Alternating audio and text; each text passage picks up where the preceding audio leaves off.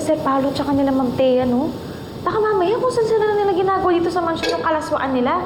Kaya alam mo, tama lang talaga yung ginawa sa kanila ni Ma'am Marge. Idol.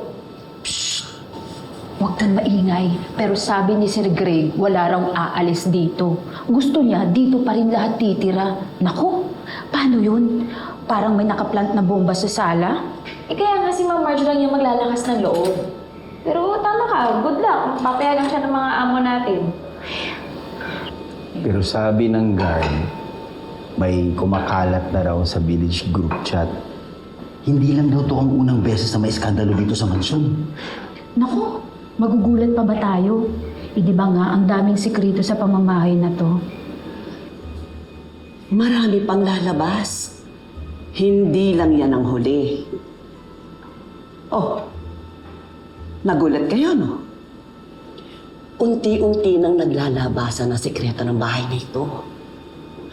Kahit anong ligpit, linis, kahit isara niyo pa yung mga pintuan at ang mga bintana, hindi pa rin mapipigilan ang pagkalat ng mga kasinungalingan ng bahay nito. Matagal na ako nakatira rito. At dahil matagal na akong saksi sa mga nangyayari dito, alam ko na kung kailan ito bibigay. Kahit tulungan niyo pa.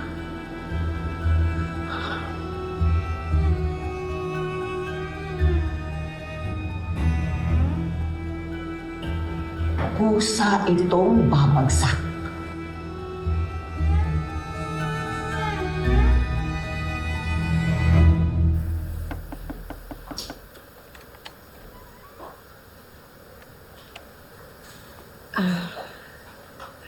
Dad?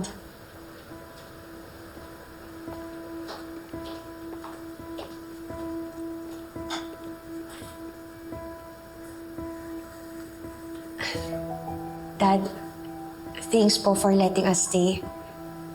Sobrang na-appreciate ko po yung efforts niyo to keep the family together. I promise po, hindi na po talaga mauulit. Sinabi mo na yan dati. 16 years ago, noong una mong ginulo yung dalawang anak ko. Matagal na po yun. Iba naman po to. Inayos ko yung gulong ginawa mo noon. Pinagtakpan ko. Pinatahimik ko. Pinaako sa iba. Tinanggap ko ang bata. Dahil apo ko siya. Hindi naman po sa ganun.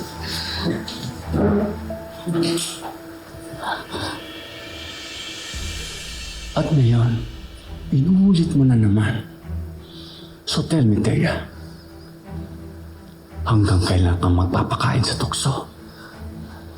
Hanggang kailan mo susubukan kung hanggang saan ang kaya kong takpan? Dad, nasasaktan ako.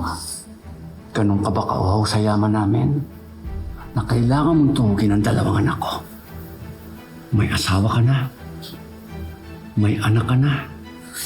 Nandito ka na sa pamamahay ko, hindi ka pa rin nabubusog. Sa tingin mo ba, sa ginagawa mo, may mahihita ka pa sa impyernong ito? Wala kang makukuhang mana dito, Iha. Wala kang shares. Si Ashley, oo. Dahil kadugo namin siya. E ikaw, nakakabit lang na pangalang Torrecampo ang meron ka. Isang sabi ko lang, isang pirma ko lang, tanggal ka na.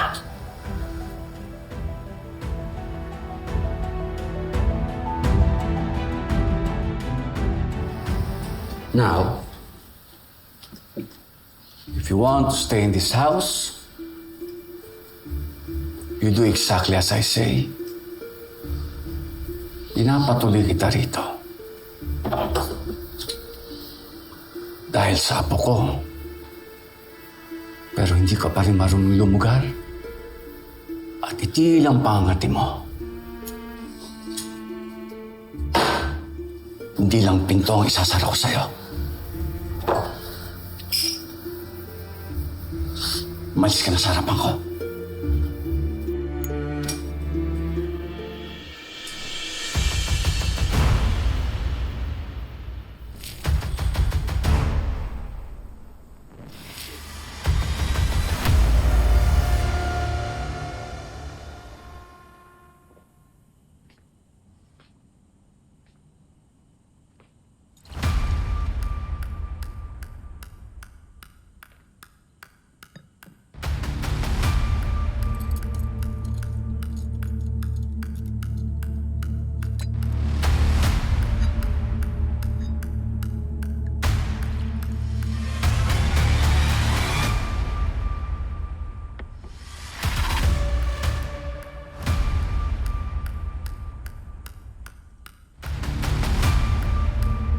Wala na akong ginawang tama dyan sa mata ninyo!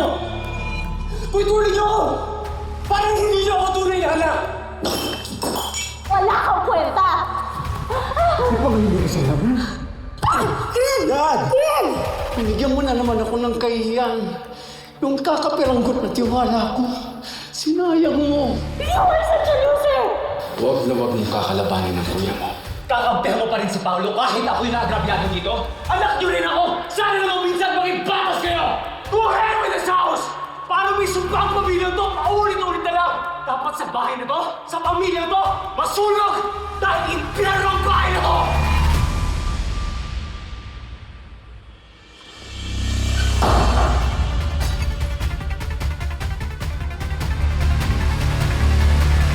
Diyos ko! Sir Edward! Anong ginawa mo?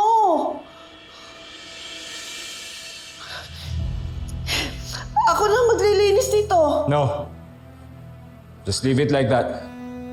Baka ako may makakita. Then let them see it. Para naman magtugma yung painting na yan sa totoong nangyayari sa pamilya sa loob ng bahay na to. Basag. Wasak.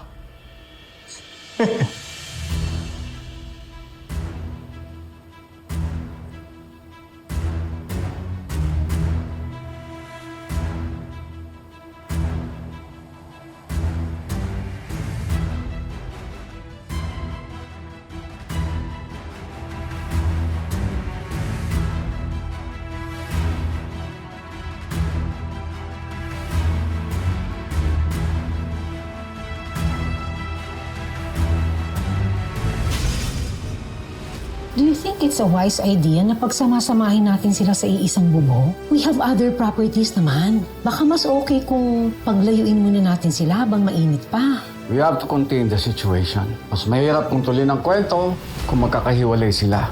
Stop it. Titira tayo sa isang bahay pero don't expect me to be your wife. Nothing has changed. Hindi na kita mapapatawad, Paolo. I am staying here for our daughter's survival. And as far as I know, and I'm concerned, patay na yung marriage natin. Kayong dalawa ni Paolo may malaking atraso sa akin! You knew about Ashley, right? Kayong dalawa ni Paolo? Napakawalang kwenta mong ama! Tama. Ibabalik ko ang kontrol ko sa pamilyang ito. All of us will stay together in this house. Kahit magtusa pa tayo. Basta't mananatiling magkakasama ang pamilyang ito. Sinong may gawa nito? Sino?